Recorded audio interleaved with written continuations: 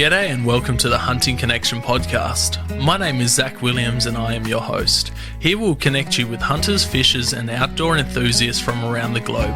This podcast will share hunting and fishing stories, including past experiences, and tackle the tough hunting stereotypes our community faces. We hope to be a positive influence to those outside the community while also having a laugh along the way. Hope you enjoy the podcast.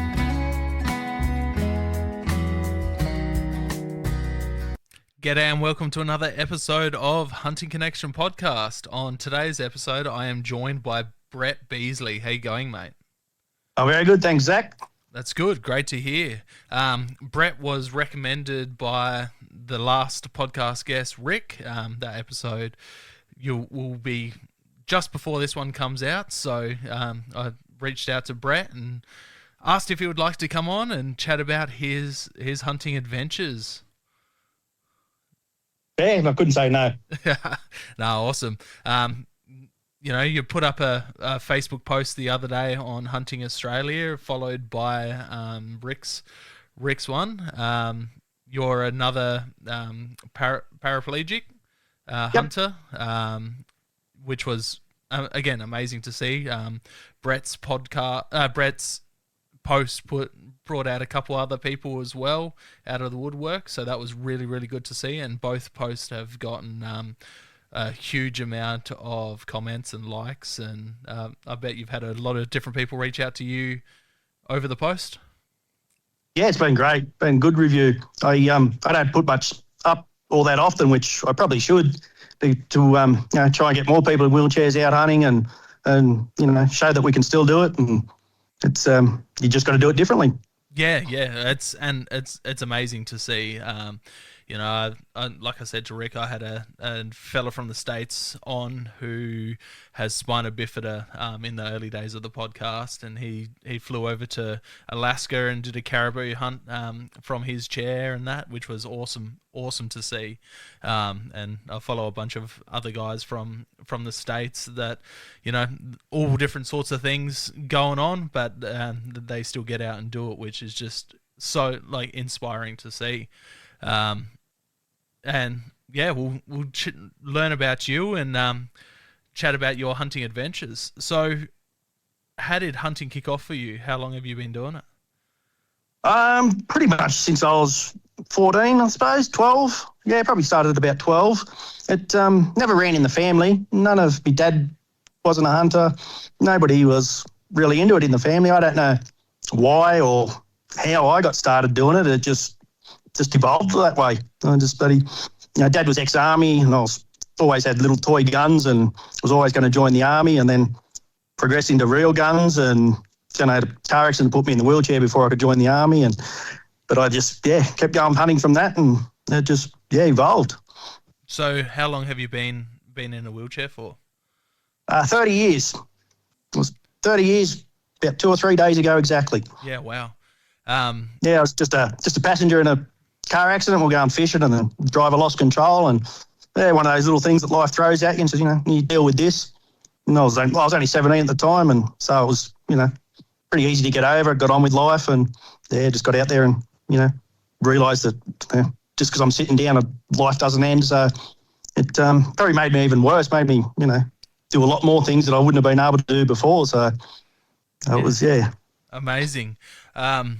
Amazing that you're still getting out there doing it, and it pushed you to get out more. How long did it take you to get back out and get out hunting and get the bug again after the accident? Well, I was in hospital for only about 2.5 months, and then I went into rehab, and then I started in there. It was down in Sydney, and I was there for about 2 months and was keen to get back out. I used to be a bow hunter. I loved bow hunting, and so I went and brought myself a new bow while I was still in the hospital, basically. And they had all targets and everything down there, so I just dragged them out into the paddock out the front of the hospital and set myself up and do my own target shooting while I was down there. That's amazing. What's your poison, compound or recurve? Yeah, it was a compound. Yeah, and then once I got home, and I still had some rifles at home and started using them a bit more, and it was just too hard to stalk up to animals in a wheelchair. So I switched from bow to full-time rifles, which rifles were my main passion. I've always loved them. So, and then I swapped the bow that I'd bought for a mate. He was getting out of shooting and going into bow hunting. So we just swapped for a few guns and swapped the bow. And then ever since then, I start buying their guns as often as I can. That's awesome. You said that you got into hunting at, a young age, 14 or so. What type of hunting did you start doing back then? Mainly pig chasing and rabbits. Loved hunting rabbits with my bow and even just my air rifle, and then using dogs on pigs, and that's where we got started. Yeah, amazing. Was that a family friend or a friend of yours that got you into it? Just friends. Yep. Just friends of mine. Yeah, I grew up in Sydney, and there was still rabbits running around there at the time. And, I used to hunt them, and then when I moved up to Bingra in northern New South Wales, and that's where I got introduced to pig chasing up there with mates and with dogs. So that's where it all started from. Yeah, amazing. And then where did you pick up the bow in that time? Was that just from chasing rabbits around, or? Yeah, yep. Yeah, I just thought I'd try something different, and so got into bow hunting as well. That's awesome. And then where did you love a big game? Like sitting here on the camera, people won't be able to see because I only record audio, but you've got some amazing animals behind you, and you gave me a flash of the room before. What progressed you onto big game animals? And well, I remember my first real trophy hunt was after a water buffalo, and just previous to that I wanted to start getting into trophy hunting, and so I thought I'd start with some deer. And the late Matt Graham used to have Hunt Australia, and I contacted him, and we went on a fallow hunt. We didn't get successful. We got as it happens in hunting, a couple of kangaroos actually busted us and scared the deer away that we almost bloody stalked up on. And then while we camped out there, it was just me and him, and he told me how he guided buffalo up in the territory, and I said, let's organise it. So the next year I drove up to the territory, up to his camp, and had a great time up there, shot a magnificent water buffalo. And then after that I was just like hooked. I love these big game animals, and so ever since then I've shot a couple of buffalo since then, and love scrub bulls. Been to Africa and shot lion, lioness, Cape buffalo, and assortment of plain game. And I love big calibers and big game now. That's amazing, man. That's so cool. We'll definitely dive into the Africa stuff in a while. I'm so keen to hear about that. But before we jump too far ahead, you said you're out chasing fallow. How do you go about that in the chair? Because from the photos, you've just got a somewhat standard wheelchair compared to what Rick has. He's got that all-terrain army looking futuristic chair. A track chair. Yeah, I use a quad runner. I got three of them. Yep. 3 quads I've set up, and how it came about with that, which is sort of how I also got into hunting from my wheelchair. When I was still at the rehab, I met a bloke down there that owned a property at Glen Innes, and he was a incomplete quad. And he said to me, and where I was living at Bingra was not far from Glen Innes, and he said, come on up to my place, jump on the quad, go for a shot, you get back into it. So I took him up on that, and we've been great mates, 30 years later. I still hunt on these properties every time I go hunting. I use these place. And so, I got using the quad runner, and then I eventually bought my own, build racks around it, so I've got somewhere to shoot off 360 degrees basically. I can shoot, and it's easy to get out in the bush with that. You can open and close gates from it real easy, and just get around the bush, and that is so much simpler than trying to sit in a wheelchair and in a hide or in a vehicle. It's it's my new way of hunting. That's, my stalking is on the 500cc bloody quad with the engine going, and let me tell you, it gets a bit tricky stalking things with that. I could imagine that. That's wild. He said that you had Rick said that you had a special setup on the quad there, and it's in a few of your photos that you posted up, which I'll share when this episode comes out. how long has it taken you to set it all up, and what mistakes have you made while setting it up, and what improvements have you done to make it easy apart from just the 360-degree shooting angles? Oh, well, it was just mainly getting the height of the racks set perfect, what material I used. And to start with, I made them too thick, made it out of steel bar and things like that, and it was too thick and too heavy on the quad. And now I've got it down to, I just use 1-inch pipe now and a bit of padding over the top and some canvas over the top of that, and it works, put that all the way around, and that's, pretty much it. I've only had 5 or 6 quads since I've been in the chair, and they've just, everyone's been set up different, and now I've got 2 set up with the racks on it and 1 without. Yeah, amazing. Do you take a couple rifles when you're heading out, or are you just taking the one out? Sometimes I've got enough to carry. I can carry 2 on there at once. So sometimes I do. Other times I just take the one. It's I never really think about it too much. What's your go-to hunting caliber? Probably local hunting here where I'm doing, which is goats and pigs and things like that, is 243. It's just a really good all-round, nails everything, and it's only an old stainless Tikka, and it's plenty accurate enough, and it's been around for a while. And I mean, my favourite caliber is 2506, and then I've got some bigger guns as well, but that's probably the main 2 I use. Yeah, beautiful. So like you said, you're very passionate about your rifles.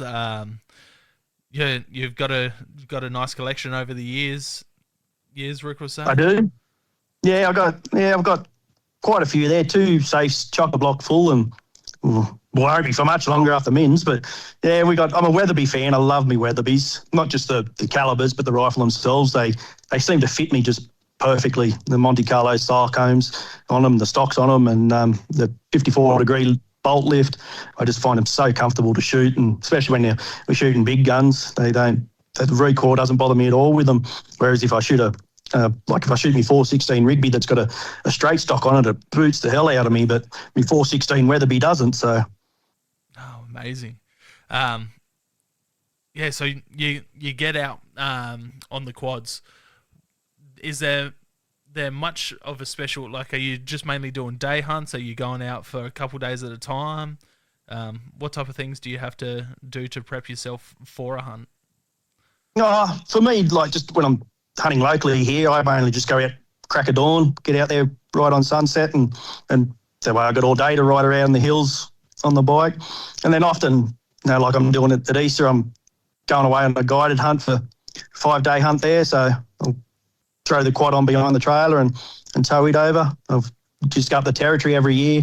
Again, I'd go up there I'd stay up there for about a month and travel around while I'm over the place. But typically I like to get up early mornings and go. And I do a little bit of spotlighting and now and again. And I actually went out with mate last weekend using thermals for the first time, and I sort of got a bit hooked on that, so I might have to spend some more money and get into that side of it too, I think.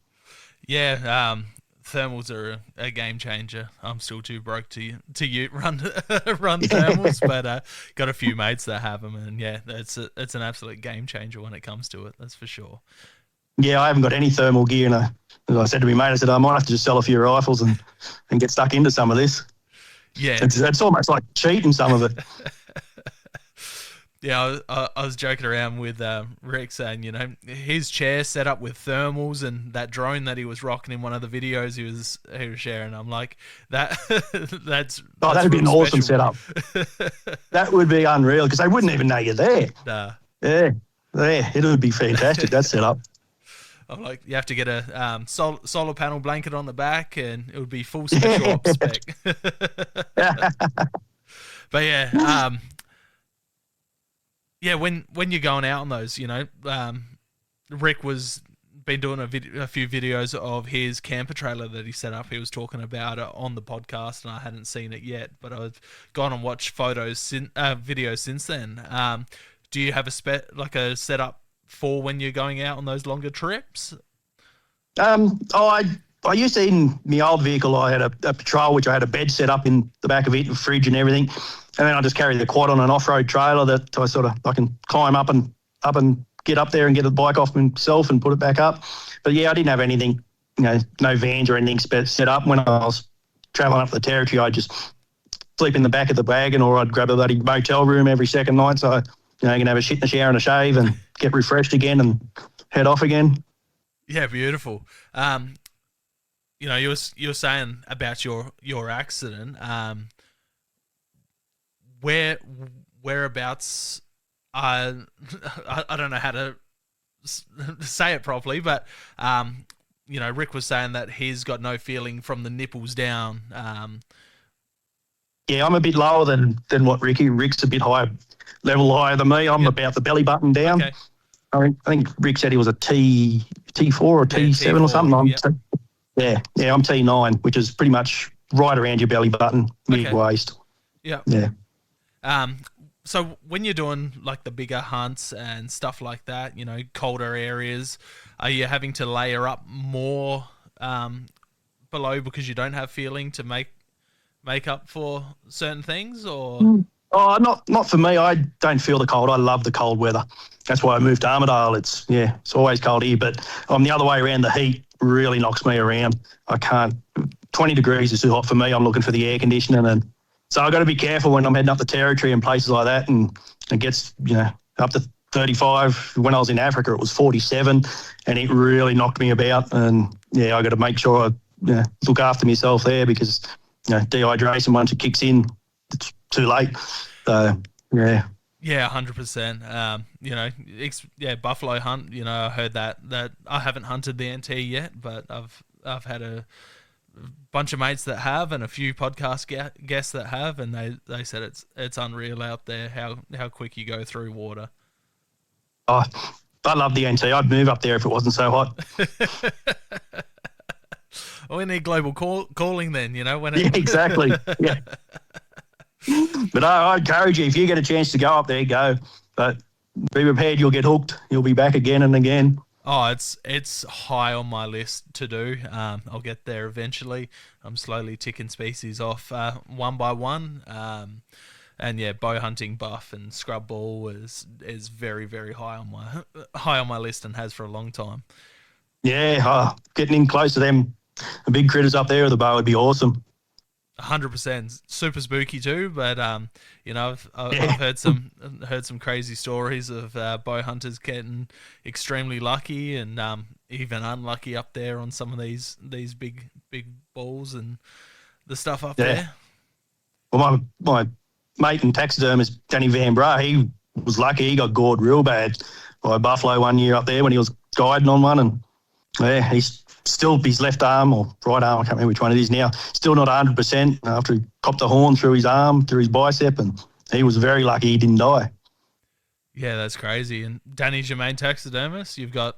Yeah. Yep. Mm-hmm. Everything in your room behind you and around you done by him pretty much? No, not everything. There was another bloke, Darren Swan, the Black Swan taxidermist at Bundarra. He's done some. Who else has done one? They're the main two that I've mainly used. I've got a Samba being done down in Victoria by a bloke at the moment, and yeah. That was a gorgeous Sambra that you posted up. Tell us about that hunt and how you set that up and got down there. Yeah, well, I got a mate that lives up at Ballina, and he had another mate that actually lived down at Orbost, and we got together and we were all talking, and they got my mate's son out, and he got a nice one, and then mate that lived at Orbost, he said to me, my next goal is getting you one. I've got to get you a Samba now. And I said, let's do it, Jack. And so, I drove down there 2 years ago, and he got a private property down there that he has access to, and he'd gone down a few days ahead, scouted around the place, found out where they're mostly feeding. I took the quad, towed the quad all the way down there, and, we head out. Jack, like I said, already pre-scouted. We picked a spot, beautiful spot to sit and wait for him to come out, and we were bloody sitting there, and there was some does, some hinds come out and started feeding. We're sitting there watching that and sort of whispering to each other, there's got to be a stag here somewhere soon. And I just happened to look to my left, and out in the middle of the paddock, out in the wide open space, there's that stag just standing. We don't know where he come from or how he got there. And I just tapped Jack and went, right there, mate. And then he's, shoot it. And then the bloody thing, there was a branch, a small tree right where I had to shoot. So Jack got down on his belly and he slithered forward and pulled the branch out of the way, and he would cop the full blast of the muzzle blast. And I was only using a 7mm Weatherby Magnum with 175 grain Nakibong long ranges, and the stag was only about 120 yards away. And yeah, just bloody smacked him in behind the shoulder, but the bullet failed to penetrate. It just massive damage on the outside, but it didn't penetrate at all. And he still ran probably 150 yards and into some of the thickest bush I've ever seen. And there we eventually followed the blood trail and found him. And I rode down there, and it was too big for Jack to pull out, so we got the winch out on the front of the quad, winched it out, and yeah, that was it. It was a bloody perfect hunt, and that was my first sambar stag I'd shot. I'd shot a hind down there the year before, just for some meat, and yeah, this was my first trophy deer I got. Amazing. How many inches did he go? He was 28 or 29 on one side and 27.5 on the other. Beautiful. That's dreams. I've only shot a couple of small sambar and some hinds, but they're so cool to hunt. I absolutely love them. Yeah. Well, I've done bugger all deer hunting my whole life. They haven't interested me.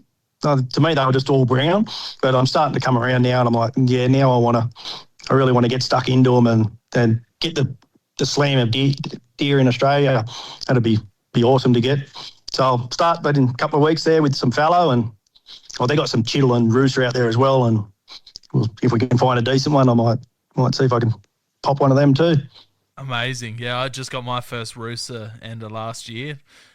Nothing too special. I unfortunately lost two good stags, over 4 weeks. Just, long shot on the first one, missed it, and then second one I pumped him in two, and he just kept going. They're a pretty thick skin animal, and he went over to the boundary property and kept going. And yeah, unfortunately we didn't have permission to go look for that, so I was absolutely devastated. And then I'm just like, I just want to get a rooster under the belt, and then had a little mob of little spikes pretty much walk out.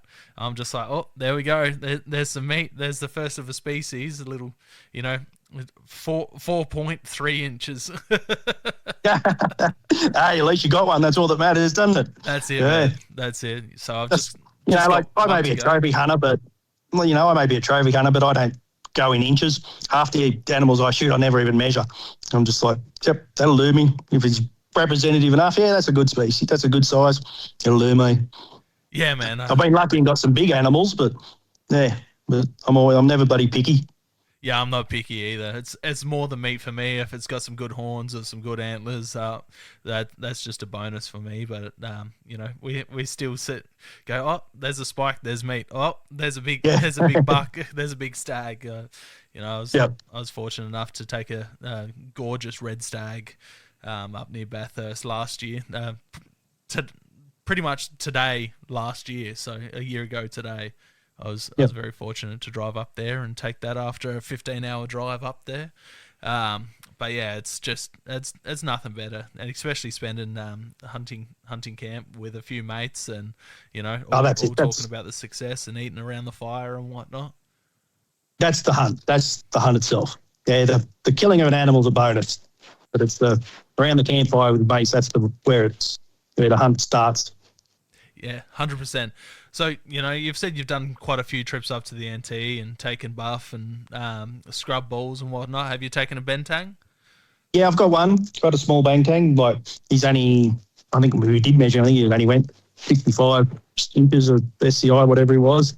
And yeah, I might get up there one day and get a bigger one. But yeah, I got it up on when Kevin and Gleason, Kevin and Carol own Mary River Safaris up there. I used to go there quite often, and yeah, we've got a nice one up there. Yeah, beautiful, beautiful. So you love your bovine species? I do, yeah. Yeah, love scrub bulls. Because they're all different, and they're never two the same. And I want to go to Argentina and get a buffalo over there as well, so they're all on the to-do list. Yeah, those Argentinian buffalo, they're crazy different compared to the Australian water buffalo. Yeah, they're a cross between a Cape buffalo and a Australian Asian water buffalo, the way their horns sort of curl out. So, Yeah, you did mention Africa. How did that all come about? Because it looks like you've taken a bunch of amazing critters from over there. How'd you start planning that? How long did it take you to get over there after you started planning? Very quickly. I just went one morning and just said, I want to go to Africa. Don't know why. Don't know what forced me to do it. I read a lot of, shooting magazines, so I sort of seen it in there, and I thought, oh, well, may as well go, while I could afford it. And then I thought, oh, well, if I'm going to go there hunting, I may as well start at the top and take the king of the jungle and go after a lion. So I end up, I went to a couple of expos and hunting things that we had in Australia, hunting expos, and talked to a few outfitters and things, and then I ended up meeting safari expeditions and said, I want to hunt a lion. And he said, we can do it. We'll sort it out. So he went away, he rung up heaps of other outfitters over in Africa, because that's all Ian does, is organise hunts for people in Africa. Yeah, found a good place over there for me. It was 10,000 acres. It's in South Africa, so it's behind wire, but 10,000 acres is a bloody lot of places for him to hide. 100%. And I wanted to take a Cape buffalo at the same time, but I would have had to take another rifle, and I didn't really want to. I just wanted to use the one rifle over there, so I opted to take a lioness as well. And so we found another place which is in another spot over in South Africa, and same thing. I think it was about 8,000 acres. They had one lioness on there, so yeah, locked it in, flew over, and got it done. Absolutely. And then I was hooked. Couldn't wait to get back over there, and it's been a couple of years since I've been over there again, and I want to go back. Got a long list of things to get over there yet. Yeah, man, they've got so many different animals. It's absolutely insane. Tell us about the lion hunt. Well, we started out one morning and just looked around for them. Couldn't find them anywhere. So, 10,000 acres could be anywhere. Came back, we had some lunch, went back out that afternoon. We got onto them. There was a pride of all males. There was about 5 in there, I think, and couldn't quite get into a spot to position. We were in a Polaris side-by-side. There was myself, a mate, Watto, two outfitters, two PHs, and the game scout, all in the 6-seater side-by-side. And we sort of got in close, couldn't get a shot at it, started getting dark, so we went back the next morning, found them the next day, and still couldn't get into a spot to get them. They were we just couldn't get the right angles, and they were always moving around. Every time we'd try and get a bit closer to get the right angle, there was one male lion in there that just kept charging us. He'd come screaming out. He was the youngest one out of the whole pride, so he was fairly angry, because he had to be, otherwise he wouldn't have got any food. So he kept chasing us away, and eventually they settled back down pretty much midday under the shade. It was getting warm. And then I think we sat there for about 4 or 5 hours just waiting for him to move so I could get a shot at the one. He was right at the back. He eventually stood up and sort of walked out and stretched, and then he turned around and he looked straight at us. So I had a front-on shot using 340 Weatherby with a 225 grain Barnes triple shot, and hit him just below his chin, straight in the front of the chest. Did a big growl and a forward flip and rolled about. And he stood up and he ran maybe 5 metres to the side and turned around. And I smacked him again in the front of the chest, did another flip, and that was the end of him. And he flopped over. And then the other lions come over and started attacking him. So we had to call him a ute, and because he was a pride male, so all the other lesser ones thought while he's down and injured, we're going to get stuck into him, and they would have torn this bloody cape to shreds. So we called in the ute, and they had to come over and chase all the other lions off, and we eventually got him all set up, and took some photos, and it was fantastic. And then 2 days later, we drove over to another property, which was about 7 hours away. It was for the lioness, and it was, she gave us the runaround. Again, we were in the side-by-side, but the scrub was that high, we just couldn't see anything in there. Couldn't see down, couldn't see her. We were tracking her. We dragged thorn bushes around all the tracks, and and we'd driving through the bush following her tracks, and we'd get to the end of the block, and you'd think you'd see her tracks where she'd crossed the road. Never could. We don't know where she went. She just doubled back on herself, but we'd never see her. And for hours and hours and hours we were like this, and then we end up getting in the back of the ute, backy as they call it, and sitting up on that, and we're still a couple of hours later, we're still following her. I still hadn't even laid eyes on her. We had trackers out either side of us as we're walking and we were slowly driving through the scrub, and we're following her tracks after about, it would have been 6 or 7 hours we've been following her for that day. And we finally seen her just hiding behind this log where she was sitting waiting for the tracker to come down, and where we reckon she was going to pounce on him. She just had enough of us following her. And she stood up and started walking out from behind the log again with the 340. I flipped one in behind her shoulder, and it came out and broke her opposite shoulder. And she sprinted off. I reloaded, and we couldn't see her. Drove forward a little bit, and I picked her up, just seen her in the scrub about 5 metres away, and she was still breathing. So I plugged another one straight in through her back, which came out of chest and then blew one of her bloody canines off on the bottom jaw. But they put her down, and she was absolutely gorgeous. I enjoyed the hunt for her more than I did for the male lion. It was fantastic. Yeah, crazy. Yeah, she looked huge. Like she just looked. Was she a big lone lioness? Is that? Yeah, she was. She'd left the pride. She was old barren girl off by herself. Just left the pride. Wouldn't have brought any more cubs up. And so it was a perfect animal to take. Yeah, they were both gorgeous. What was it like coming up on those animals after the hunt? Oh, they're incredible animals. I never realised they were so big. And, you think, you could fight one of them off, but no. They're just solid muscle and the claws and the teeth. Oh, they're so gorgeous animals, so big. And like when we went back to where the based at where where I hunted the male lion, and I shot a few more planes game there, and the pride, every time we seen them, they'd charge us. We were still in the ute, and they just come after us. We had a close call where one almost jumped through the window at me. I was within arm length. I was looking him eyeball to eyeball, and he realised he was just a little bit too slow to jump through the window at me. But if we had been any slower, I reckon he would have. Man, that would have got the blood pumping. It did, yeah. And then I felt sorry for the guys up in the back of the ute, because the lion looked up at them and was eyeing them off. And the only thing that stopped the lion coming after us more was when mate Watto's hat blew off it, because we were driving that fast, and it distracted the lion, and he ran back and grabbed hold of his hat and had a chew on it. That's insane. Yeah, that reminds me of like the old school tiger hunters that would sit on the back of the elephants and hunt tigers off. And there's footage of tigers jumping up and taking the guys off the top of the elephants, which is just absolutely insane. Oh, these things, they're so big and so fast, so powerful. Yeah. I wish, I was meant to have them back here and have them full body mounted, but the government fucked me over. Exactly 2 weeks before they were due to be imported, and about 10 months after I'd already shot them. And the government at the time, with the Environment Minister, was Greg Hunt, and doing a favour to his greenie mates, put a carpet ban on all lion imports. No consultation, no nothing, just went bang, cancelling all imports, and I got called out and couldn't import either of them.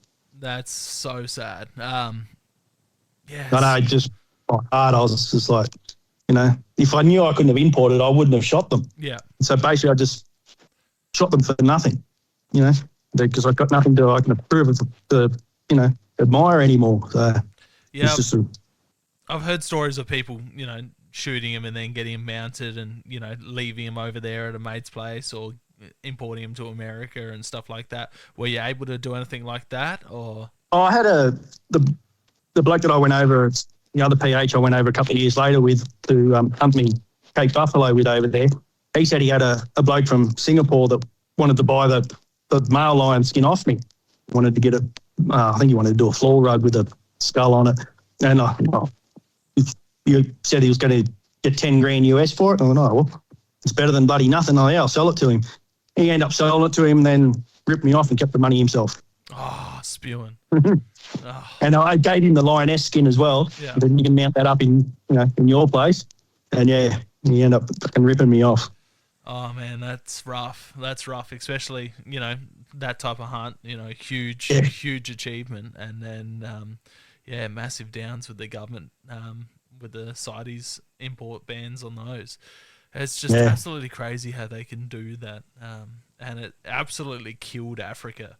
And the more bans that they're putting on Africa and what they can bring back over here is just killing the industry over there, and it's harming the wildlife in the long run. That's it. It's killing the industry, which is killing the animals. Yeah, way more animals than that would die at the hands of hunting. Exactly, yeah. What about your Cape Buffalo? Tell us about that hunt. You said you went back. Yeah, that was a good one. Yeah, it was again, I thought, because as you said before, I love me bovine hunting. I thought I'd better get the king of bovines, the Cape Buffalo. And again, I went to Matey Head, and he organised up. I won't say the blokes who I went with over there because he's the one that ripped me off the money, and he's gone bankrupt now and doesn't have can't just come back and kick him up the arse. And anyway, we organised the hunt with Piet, and he had a whole turntable chair built just for my hunt to take us out in the back of his bloody ute so I could spin around 360 degrees, rifle rest on there. It was perfect. And spun a little bit too quick, but we were figuring it out, and it worked well. I took some planes game, and we onto his property and just we were driving around. I was there for 3 weeks, and I think it was day 6 or 7, and we still hadn't shot anything. And we just couldn't get onto these buffalo. They were just too flighty and just kept running away. And we tried sitting blinds, feeding them up to come into blinds at water holes. About one afternoon, we were sitting in one blind there. It was 47 degrees. And, yeah, that knocked me that night. I was buggered that night, and buffalo still didn't come in. And but then, it was just a matter of perseverance, which we kept doing. And then eventually we spooked one mob of buffalo, and they all sort of ran past us. And we drove around a bit of a corner, and there was 2 buffalo just standing there. We don't know where they come from, what they were doing. And they were just, standing there. And one was back behind us a little bit. And it said, that one. And I was trying to spin my chair around, and I couldn't spin it. So my girlfriend at the time reached through in the front seat, reached through and spun the bloody thing through the window in the back of it.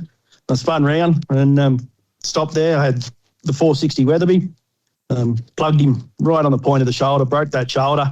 He pumped up and he ran straight away from me. I reloaded, smacked another one and broke his hip as he ran away. And then he took off into some real thick bloody bush, and we gave him about 15 minutes, 20 minutes while we're sitting there waiting. And then we poked forward a little bit and finally see him right in this thicket. And it was that dark in there, I couldn't even make out heads or tails of what end was facing what. And PS just center mass, he said, just send it. And so I smacked another one in there, which turned out to be, he was looking right at us, and it raked down the side of his face and into his neck and into his shoulder. And he wheeled at that, turned to that, and run off, and I hit him again. And then he ran another 30 metres or something. So stopped, turned around in the thicket and laid down. We gave him a few more minutes, drove up, and he was down, but he wasn't out. And I gave him another one while he was laying down in the bloody long grass, and that was the end of him. He let out his bloody bellow, and we had him in the salt. Absolutely, talk about fucking tough. He was. I was in 460 Weatherby with 500 grain Barnes triple shocks, and he just took them and kept running. Insane. Yeah, they call him Black Death for a reason. Exactly. Yeah. But yep. All I can think of is the trouble you have with capes. Yeah. I was bloody nervous this one too, don't we? I was like, I better not bloody ban this bastard. I could imagine. Were either of those hunts your favourite game to chase over there, or you found other species that you absolutely adore and love? Oh, well, over there I've only shot, what have we got? Springbuck, kudu, waterbuck, impala, black and blue wildebeest, nyala, and bushbuck, and a duiker. The other stuff I've got over there, and I wouldn't say I have a favourite over there. No, they're all good to hunt. There's just too many over there. Yeah. You know? Next trip's for a crocodile. I want a big croc on the floor. That would be so cool. And Yala are gorgeous. They're probably one of the highest up there on the species I'd like to take if I get the opportunity to hunt over there one day. Just the colouring. They are gorgeous. So's the females. The females, well, I'd never seen a female Yala until I went over there on my second trip. And I had a male Yala on the licence. That's what I was going after. And I said to my girlfriend at the time, I said, you want to shoot a female Yala? I said, and I'll get them both full body mounted. And she was like, sure, yep.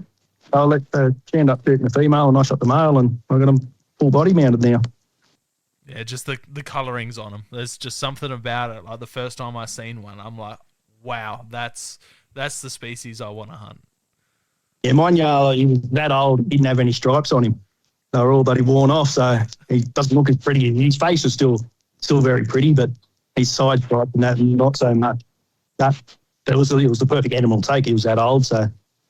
Well, yeah, that's it. That's what a lot of people don't understand when it comes to the Africa hunting side of things. Is you're shooting animals that are past their breeding stage. Mm-hmm. They're hindering the species rather than helping them.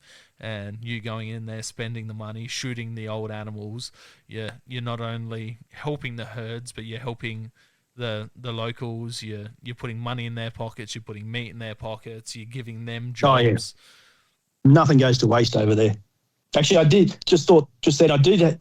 probably the most fun I had over there shooting was shooting baboons. That was awesome fun. Yeah, I had fun doing that, smacking them with the 257 Weatherby, and yeah, I brought 3 of them back to be mounted up. My taxidermist is still doing them at the moment, so yeah, that's probably my favourite thing to hunt there, I'd say. That's crazy. I've heard that quite a lot though. And they die. Yeah, very similar to like they just drop, like they're just yeah. I've seen many videos of like Tim Wells blowpipe hunting him and bow hunting him, and it's just crazy to watch. And the canines. Yeah, I should have shot some blue balls while I was over there too, which is another type of monkey. And we had them coming. We had to keep the tent zipped up, otherwise they'd come in. And I had a bottle of laxatives there, and they came in and they ate all the fucking laxatives. I don't think that hunky would have been happy the next morning. Oh man, that would that would have been funny. Like he didn't destroy the camp in one way or the other. Exactly. Yeah. What about species over there, Edie? Like, did you have a favourite that you got to try over there? Favourite thing I ate over there was wildebeest testicles. I can't remember if it was the black or the blue wildebeest I shot. And the chap at the time was actually there when I got it. And I didn't know he'd taken them, but he tried to get me that night, and cooked them up for me and served them to me. And then they're all laughing, and I'm like, what's wrong? And they told me what it was. I'm like, I don't care. I love it. It's absolutely delicious. So the next day I was just like, I gave the chef a bloody knife, and I said, "Come on, you're coming out to get me wildebeest testicles." And he's like, you got to go and shoot it. I said, no. I said, I don't want the whole animal. I just want its testicles. So you got to go out and just get the testicles themselves. And yeah, they were absolutely delicious. Oh, that's so funny. I know that some tribes over there eat cat and stuff. Did they take the meat off the cats for? No, we didn't have any of the cat meat. Yeah. There was a hunter in there. It was in the same camp as me, and he taken a rhinoceros, American US hunter, and we took the cheeks out of him and ate them. And that was absolutely delicious. Yeah, wow, that would have been cool. Yeah. That's another thing I love about hunting is just trying all different species and stuff that people wouldn't normally get to try, and that's just to be able to say that you've eaten rhino is just awesome. Exactly. Yeah. Yep. But that's the thing over there. They don't care what meat it is. It does not go to waste. Yeah, it was bloody. Everything I've shot over there got taken. I shot a small warthog only because I was trying to get a decent warthog, and we're having so much trouble getting one. I couldn't get one. And this one just stopped right beside the car, the ute. He just was 5 metres away looking at me through the grass. I couldn't help myself, so I just plugged it straight in the head. And then the guide went out and dragged it out. And he said, "Why did you shoot this for? It's tiny." I said, "I don't know. I was just pissed off. I wanted to get a bloody warthog on the ground." And then I just gave that to the trackers. And they were immensely grateful because they still had some tusk on it. And they got to use that to sell for that. And then they kept all the meat for their families. And then, every other animal I shot over there, they all took for meat and just turned it all into biltong. That's awesome. Did you try a good amount of biltong while you're over there of the different species? Oh, yeah. Yep. Yeah, I love biltong. Yeah. Nyala makes good biltong. Yeah, cool. We were bloody chewing on that all day. Yeah, I probably wouldn't shit right for a year after going over there. I'd just be living off a biltong. Oh, yeah. Yeah. It's good stuff. And that they make it the best over there. I've had Australian-made biltong and I've had African stuff, and it's no comparison. Do you reckon it's just the heat over there because it's all pretty much air dried over there, or the animals as well, like a mixture of the both? I think it'd be a mixture of the both. Yeah. Yeah, no, awesome. Yeah, I've made biltong in a dehydrator. I've made biltong in the oven, and I've made air dry biltong. And just when you can get the salt proportions right and the spice proportions right, there's nothing better than the air dried if you get the right conditions. Yeah, I've never made any, but I've eaten a lot of it. Yeah, it's one of those things, like, it's so good to eat. You spend, hours making it, and then you spend a week or two waiting for it, and then you spend an hour eating it all. Yep. Yeah, just none of it goes to waste, does it? Go too quick. Yeah, it's just the raw reward versus the time spent into it. At least if you're over there in Africa, you've got those big hanging huts that they make, and it would just be an endless supply of meat coming in and then biltong coming out. Yep. Yeah, it's bloody delicious stuff. So you said you want to go back and get a croc in Africa. Is there any other species that are high on your list in Africa or other places in the world? There's actually quite a few animals in the world that I want to get. But starting in Africa, start with, I want a big croc and a eland. Get an eland to finish off the spiral slam. And that's about the only two at the moment that I can think of. But there's other, oryx and a few other things that I'll get while I'm there as well. But the croc's the main one I want to get next. Got plenty of floor space in my bloody boundary room here, so a big one like sprawling across the floor will look good. Yeah, 100%. That's one thing that blows my mind about Australia. Like, we've got such a resource there with the crocs that we could introduce a decent trophy hunting aspect to it, or even just hunting season. Whether you want like a gator people style, like swamp people style of industry, or bring in a trophy style industry. We've got a greater resource there. Exactly. Yeah. They're only going to shoot them and leave them anyway, so why not just to bloody go up there and shoot them? And I'd love an Australian crocky more than anything else. And that'd be one of my dream animals. Yeah, same. As much as I love them and respect them, I'd love to hunt one. And it's like gator is high on my list. I'd love to bow fish a gator. Use the whole bow fishing setup, and same with the Nile croc. That would be just absolutely insane. And they're different, not many people really get them. So yeah, I've eaten croc, like store-bought croc, and it's amazing. So I'd love to like shoot and cook one. Like, I think that would just be absolutely amazing. Yeah, I've only ever eaten them in a restaurant when I was up the territory. Yeah, it's so surprising, like chicken. Like, there's a store here that's a few hours away that when I'm passing through, I'll grab some burgers, and me and my youngest son absolutely love them. I do BLT with them, and they just go so well. And he the first time I cooked him up for him, he was 3.5, and he's gone to childcare the next day. We had crocodile burgers last night for dinner. I ate crocodile. Oh. And they're like, yeah, sure you did, mate. Yeah, that would have went down nice. So, do you have any other trips? You said that you're going out chasing fallow during the rut. You got any other trips planned on the cards? Not for this year, no. That's about as far as I've got. And Oh, I'm going to do a lot more hunting on locally this year. Like I said, last winter I just didn't do anything. I was being lazy and just I don't know why. I just didn't feel like it. I just gone off it. But I want to this winter get back out, and there's plenty of pigs and goats and foxes out on that place.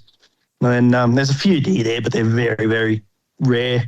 My neighbours here, like I said, on my place, we got some red stag and fallow getting around here. So I'd love to get a stag either off my place or my neighbour's place. So we'll try that. And like I said, my mate that lives here rents a room off me. He heard a red stag roaring there this morning, so he's keen to get one too. He shot a spiker there a couple of months ago, and it was delicious. It's the nicest red deer, the nicest deer I've ever eaten to come off over there. So yeah, we're keen to get some more of that into the bloody freezer. Amazing, yeah. Reds. It's funny. Some people say red's way too quote unquote gamey, but yeah, I absolutely love red and fallow. I've got old mates that said that fallow's nothing but dog meat. Like, you don't eat it, and I'm just like, how can you not eat it? Like, they'd shoot it and waste it, whether give it to dogs or, just even leave it. And I know there's circumstances where, you can't always take the meat, whether you're doing mass culling and stuff like that. I understand all of that. But when you're just, like, shooting them and, like, yeah, they're not even good eating. And, like, no. Like, even just take some back straps or some tenderloins or something. Like, they're great. Like, I've eaten red deer from up in Queensland, and it was fine. It was nice and everything. But this one, we made shot the other day, it was just something else. I don't know what it is about it, but God, it was delicious and fat. And the fat was that rich, I couldn't eat it. And I like eating fat. And I just couldn't eat it. I had to cut it off. And yeah, it was bloody so rich. Yeah, that's the thing with the tallow. You get that waxiness to it, but it puts good condition on the meat. It's unreal. Like I shot a big 14, that red stag that I was talking about, that I shot this time last year. We ate everything we could off of him. We lost a little bit of meat because we had a bit of a dilemma with somebody losing their car keys and being locked out of their car and all of their hunting gear. That person was me. Ended up having a mate having to drive up 14 and a half hours up to Bathurst with my spare keys so we could get back home. Shit. He got a hunt out of it, so that's all right. Yeah, well, that's all that matters. What would be your favourite thing to cook with hunted game? I'm not much of a cook, so I don't really know. Yeah, I hate cooking. I bloody can't stand it. Simple I do steaks. it, but yeah, that's it. Yeah, just throw a steak on the barbie does me. That's me, quick and easy, and which I do often. Yeah, just a nice sirloin or Scotch fillet thrown on the bloody barbecue does me. No, that's awesome. It's getting close to the end of the podcast now. And like I said, we discuss these final questions just before the podcast kicked over. How do you see the public views on hunting and hunters? Especially with yourself, you've gone overseas, you've taken some of the most controversial game that you can take in the world. How does that go in conversation when you bring this stuff up, or are you pretty quiet about it when you meet new people, or you're pretty loud and proud about it? It depends on the situation, but I find hunters are the bad guys. We're killing all bloody Mother Nature's animals, and we don't care about them. And until you actually explain to people, what we do, and if they're not ignorant enough and actually listen, then they come around. But you always get them ones that just think they know everything and know it all, and so I sort of, I don't tell anybody I'll shot a line until I sort of know what they're like, and then explain to them the conservation side of it and how the money goes to breeding more lions. And so just depends on who's in the situation that when I bring it up. But I always defend the right to have a gun, to shoot and to hunt, and that I'll fight to my very breath. And I'll always have one. No matter what the government says, they won't get them all off me. No, I get that feeling as well, man. South Australia last year, well, banned bow Well, hunting from the first yeah, I of. bet to say, yeah, they've been. How do you go with that down there then? Very difficult. I've got rifles as well. Fortunately, Mm. it's 4 to 6 hours across the border, depending to where I go. So, um, Mm. 4.5. That is just a ridiculous bloody law. It is, man. Mm. It is, and you know, not we just had our state elections, and they were voted back into power as well. So Yeah, I've it's seen that. going to be a tough slog. The lady that introduced the bans, she's got kicked out of her party from. They say everyone said she left, but from what I've heard from inside knowledge, is she got forced out due to causing too much problems for the party. So hopefully they've just elected a new environmental minister. Hopefully we can put some heat on her and get these ridiculous bans overturned. Yeah. It's crazy. It's so Oh, sad. that's what really gets me is how they just don't do any consultation with anybody and they just go slap it on and think they know everything, and it's worse than anything. Yeah, They well, just fucking the thing here in South Australia is they actually did do a consultation. They did several, and both times it was ruled not to ban it, maybe to regulate it. Because people were doing the wrong thing. And those talks, but they decided ultimately not to do it. But this person had some type of backdoor deal with RSPCA, and if they got into helped her get into power, she would ban bow hunting, and that's how it was done. And it was done yeah. on they went around Parliament, so they didn't even have to vote on it. They just went straight to the Governor General and got it signed in via proclamation through the National Parks and Wildlife Act here. And here we've got no public land hunting when it comes to any mammals. There is some Mm-hmm. for waterfowl, but that's about it, and that's on fine line as well. Yeah. Yeah. So that's what happened with the lion ban. There was bloody Greg Hunt's mate needed some more votes, and do this for me, mate. And we'll get you some more votes. And yeah, that's how they just put it in, just to serve themselves when they're there to serve us, but they serve themselves. Yep, and we've seen that, like you said, with the laws introduced into New South Wales, and unfortunately, I reckon even though that our state government said that they're not going to do any changes, I feel now that the election's over, things are going to change pretty drastically here, and there's some Yep. rumours going around that hunting might get taken off of the legitimate reasons for owning a rifle, and everyone has to Yeah. join a club, that type of thing. So it's Well, a I stand scary to lose outlook. about at least 150 grand in because of Chris Minns' gun buyback. That's Yeah. insane. That's just absolutely insane. Yeah. That's only in rifles. That's not including the extras like scopes and safes, and yeah, it's just I stand to lose out. Like I could sell some to the government, but I'm not gonna. Yeah. They get stuffed. I'm not giving them one little bloody gun. I'm planning on, if I have to, give them away to friends in Queensland and just say, have them, hold on to these. Government's not getting them.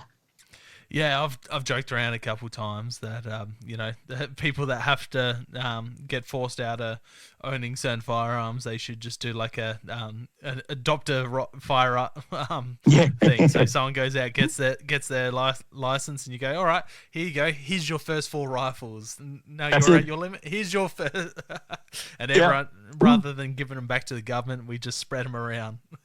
Yeah. Well, that's what a lot of people are doing now. That's why the licenses have gone up 7,000%. To people getting their spouses and everything to get licensed, and so they can still have more guns. Yeah, what was it? It's increased by like 10,000 or something like that. Yeah. I heard. It's just absolutely Yep. crazy. It's backfired on them, and I Yeah. can see that there's been a few posts complaining that it's backfired on them and that it's increased numbers, and it's done fuck all really. Unfortunately, Yeah. well, not unfortunately, but It's good to see. it is awesome to see. We need more people fighting back and biting back as well. Like it's just so stupid when it comes to it. So it's good to see people standing up against it and speaking out against it as well, especially people in power and stuff like that. So Yeah. Just remember when you are doing when you are voting. Or not. I think your elections have only just happened the last year or so, but I think Victoria's next for their state elections. Vote parties that are firearm friendly, and be Exactly. careful where your preference votes go. That's it. Yeah, you got to don't just vote above the line. Fill out everything below it. Yeah, that's it. Like that's I hated politics up until just before this bow hunting stuff got banned, and I still hate politics, but I've had to learn a buttload about them because I've been fighting the bow hunting ban, and then, learning about which like South Australia is a weird one. Our Liberals here are very pro firearms for the most part compared to our Labor Party, which is just nuts. Yeah, but enough about politics. Yeah, let's go on to a better subject. How would you change the public views on hunting and hunters? How would you personally do that? I would take them hunting. I would take them to a gun shop, take them to a rifle range, show them how safe we actually are. They call us all rednecks and bloodthirsty, and if that was the case, there'd be more people being shot every single day. But take them out into the bush, show them what we do, and how passionate we are about things. We hate it when an animal suffers, and just show them where their food comes from, what feral animals are destroying the food that they eat, and how much that costs them because of these animals that destroy all their food, because they all just think their milk comes from a carton and pumpkins grow on shelves, and they don't step foot off the concrete. Yeah, that's it. It's absolutely wild, and especially if you took someone who was anti-hunting, around your lounge room there, you would be able to tell them more about any of those species on that wall than they would be able to tell you about, type of environments that they thrive in, rough ages, just absolutely everything, lifestyle. Yep. Like that's something that's always blown my mind. Like, you've got all these different species.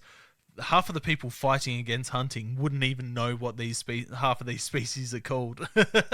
Dead right. Yep. They wouldn't even know that they exist. Yeah. Yep. Yeah. It blows my mind. It's the ignorant ones that aren't willing to learn that get to me. There's anti-gun people that I've spoken to, showed them the points, showed them things, and they've sort of gone, oh, yeah, I can see your side of it. But then there's those ignorant ones that just think, nah, guns are bad, ban them all. Killing things is bad, ban them all.